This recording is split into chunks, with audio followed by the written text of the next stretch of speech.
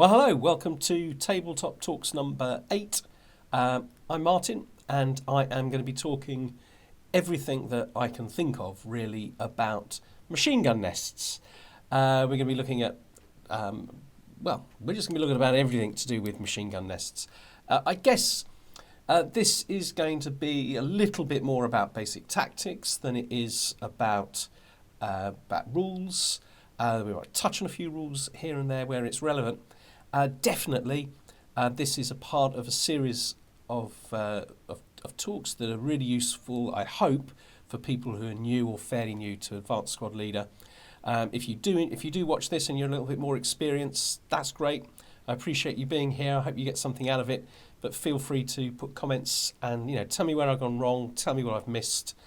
Okay, so the first thing I want to talk about is range, and actually how the firepower of any one machine gun group changes over range, and just what an incredible amount of range actually potentially is able to exert some sort of power out to.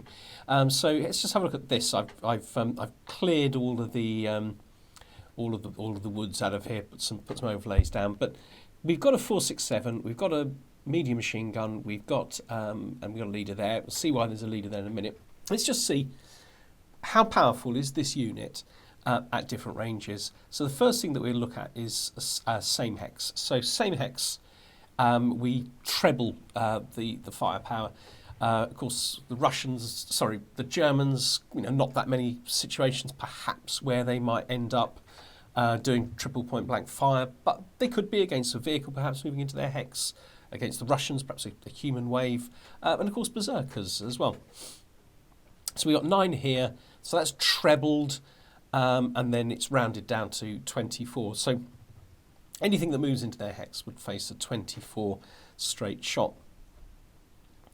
Point blank range, adjacent 16, and then we just got our normal range. Remember, all of these have been kind of rounded down to fit onto the infantry fire table, and it's worth saying obviously that this is somewhat different if you are using the infantry fire table. Then we've got here from range 2 out to 6, we've got 8 firepower, very powerful attack. Beyond that, it's half firepower for the infantry inherent firepower because it's beyond their normal range. So it goes down to 6 all the way out to 12. At 12, 2 things happen with this particular combination. Beyond that, the infantry can't exert any firepower at all. The machine gun, of course, now is going to be long range and goes down to a 2.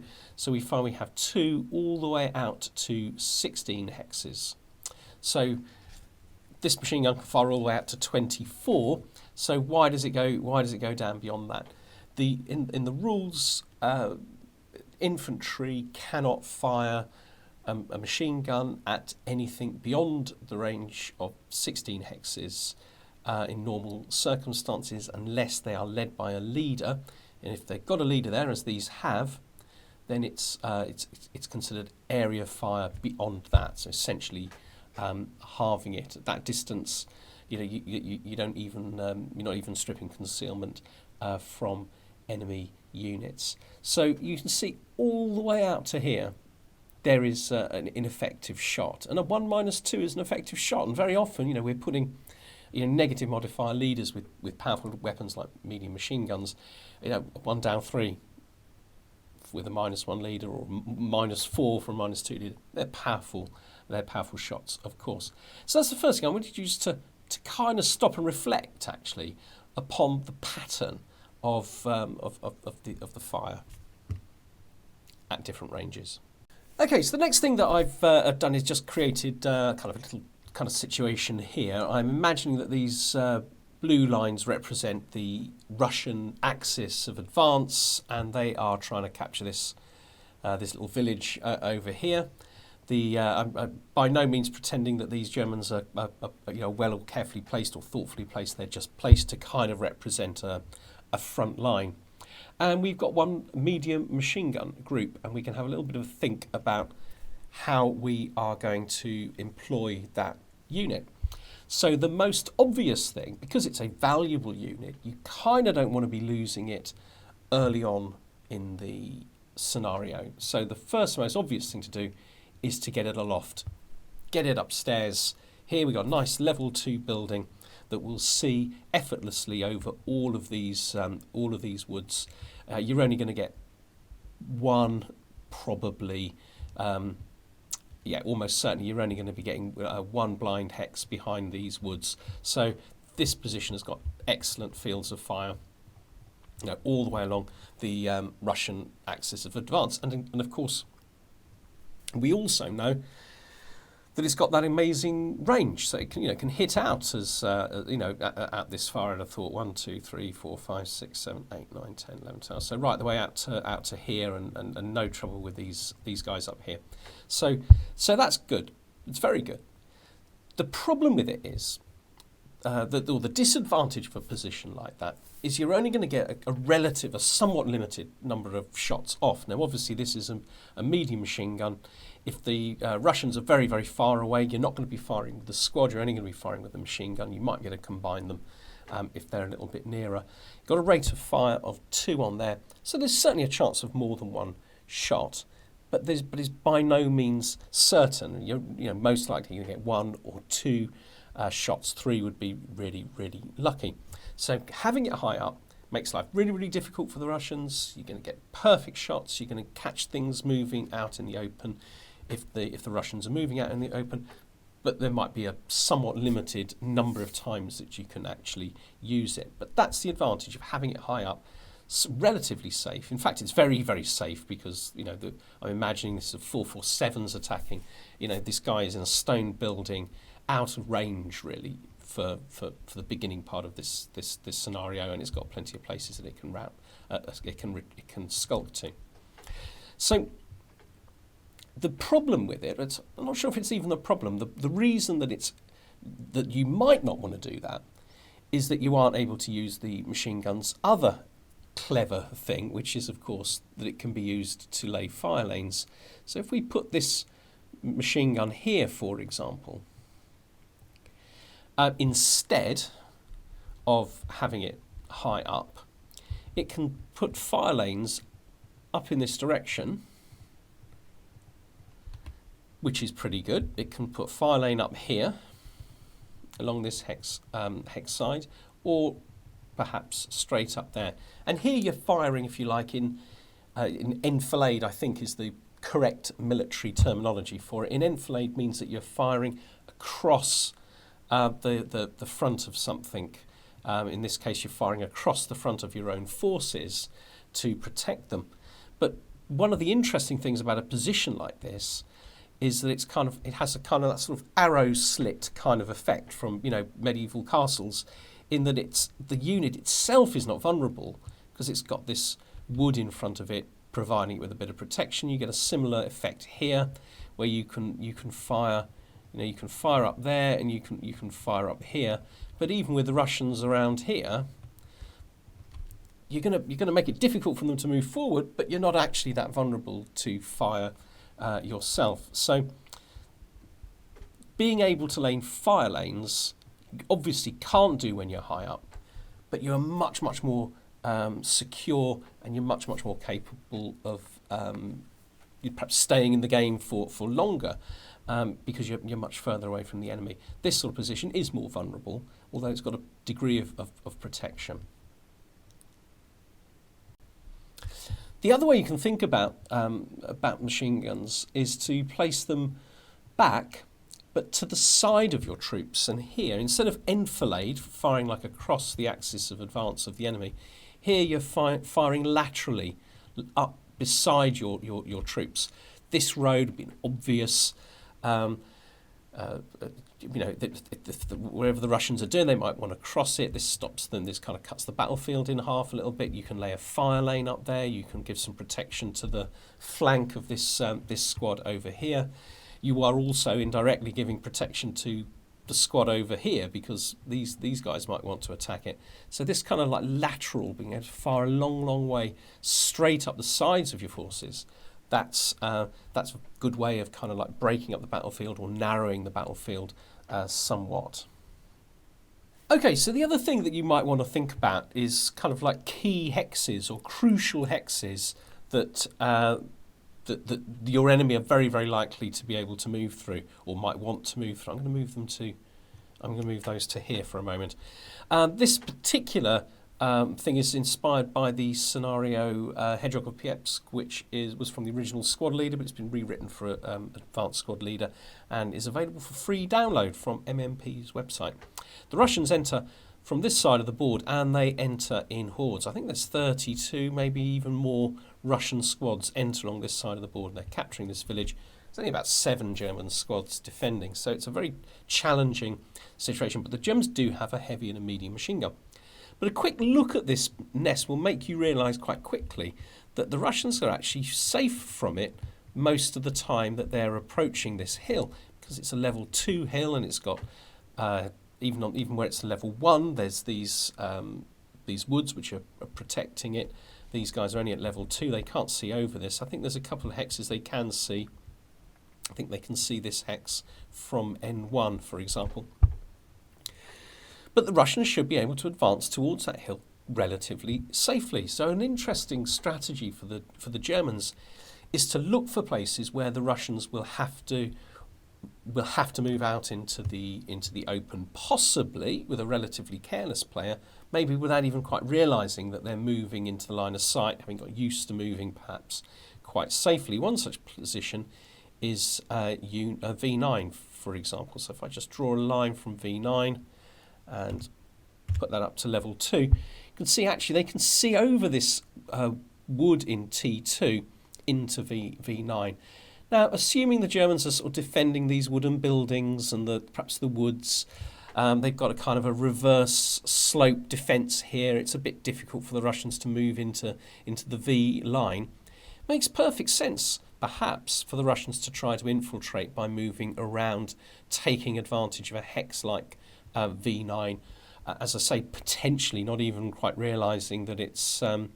So looking for places like that, and also these are interesting places to perhaps bore sight. So by bore sighting them, you've got an additional -2 to infantry as they move through a hex like that. It only applies in the movement phase. It wouldn't apply if they perhaps advanced into there. You wouldn't be able to use it as prep fire, whatever. But it's a good chance, perhaps, that you'll find at some point in the game Russian troops moving through there. What a shock to suddenly get the kind of the -2 for non-assault movement in the open, another -2 for bore side location. And I think I've got the scenario card here, so I'll tell you about this. The Germans certainly have two -1 leaders, so it could be a -5 shot. So looking out for those kind of like key hexes that the enemy are likely to want to try to explore using. Those are worth looking for in a situation like this where the enemy is setting up off board. You can also bore sight them. Another interesting consideration when you are setting up a machine gun nest is to think about looking for places where they can skulk. So just to think about, when we had him over here, you can see how that's very easy for this guy to skulk out of that position or to reposition completely, going in bypass there and bypass of that, and he can be off and repositioning very, very quickly. But sometimes it's not so easy. The terrain isn't quite so much on your side. And here's an interesting way of using the rules to skulk. Here we have a hedge. I've decided to limit the Russian axis of advance to just over here now, not over there, because for the purposes of this example. Now, while these guys are in the foxhole, they have a line of sight only to adjacent hexes on the other side of the hedge.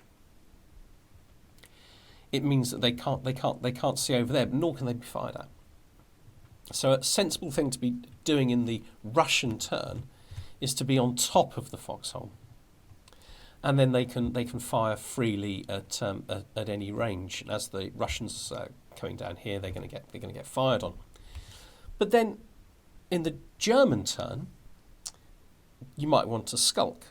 And one possibility is that you could simply skulk by going into the foxhole. Remember, so when you're in the foxhole, it limits your visibility beyond the hedge or the hex that you're adjacent to. You can only fire into adjacent hexes and can only be seen by there. So moving into a place like that, actually, he completely disappears from the Russians that are perhaps over here. It's not a very good example because you could probably skulk out of this position anyway, but there's certainly times sometimes where perhaps there isn't a huge amount of cover, where being able to skulk into a foxhole behind a wall or a hedge is a very useful thing to be able to do. The next thing I want to talk about, we've already touched on it really a little bit, is to just be thinking about manoeuvre and how if you have a machine gun, as we have here, in a relatively forward position, you definitely need to have a rock solid plan on how you're going to move it back to take up like secondary, tertiary, final like sort of positions. So yeah, the most obvious thing I suppose is having cover like this, so you can simply move backwards. As long as you move soon enough, so that nobody's, you're not being flanked. There's nobody already in these hexes. You can move safely, can't you, back to there, and find a place to reposition to.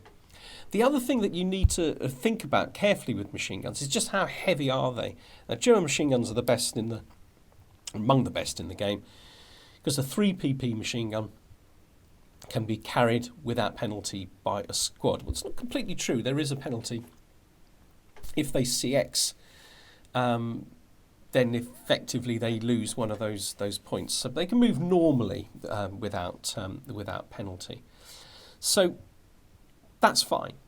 But if this was a heavy machine gun, then it would be much more difficult. And it's worth considering sometimes, as the enemy are nearer, is it worth, especially with German machine guns that have this feature, of putting them into a dismantled state and firing them and moving them as though they were light machine guns, and all of a sudden, if that was a heavy machine gun, all of a sudden you've got a lot more options about how you can move it, and possibly there'll be an opportunity to rebuild it back into a heavy machine gun later on in the scenario. So you always need a way out of any one position. You need to move heavy and medium machine guns, and the rest of your force for that matter, before they're trapped for the most part. The only exception to that is when you have a kind of an Alamo sort of position in Hedgehog of Dnepr, Hedgehog of Piepsk, Hedgehog of Piepsk. This is kind of an Alamo position. The Russians have to capture all of the stone buildings. They tend to capture all of these first, and then there's a big assault on the big building at the end. There's no point in repositioning. It's a good position to be in throughout the scenario, and there's the logical thing for the Germans to do is to hang on to it for as long as possible too. You don't need to be moving out of that position. But most of the time you are thinking about being able to move out at some point. And the final thing that I want to think about really is keeping that machine gun nest in action. So here's a few possibilities. The first is always have a spare. So if this machine gun is firing over in this direction, having another unit around means that if that unit breaks, you'll find some way of getting that back into action with the spare. However, when you're firing at range, being this high up, this far away from the enemy, you're very unlikely to be able to use the infantry fire. So it makes sense to deploy when you're going to be fighting units that are a long way away. Worth deploying it, taking the half squad and placing him nearby. Now that half squad is in a sense useless. It's not doing anything. It's simply a spare.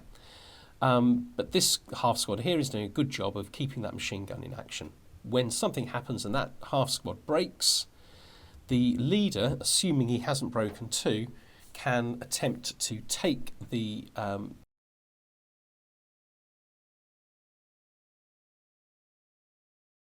next turn. You can bring the half squad back in, taking control, pass the machine gun back to the half squad, and it's back in action.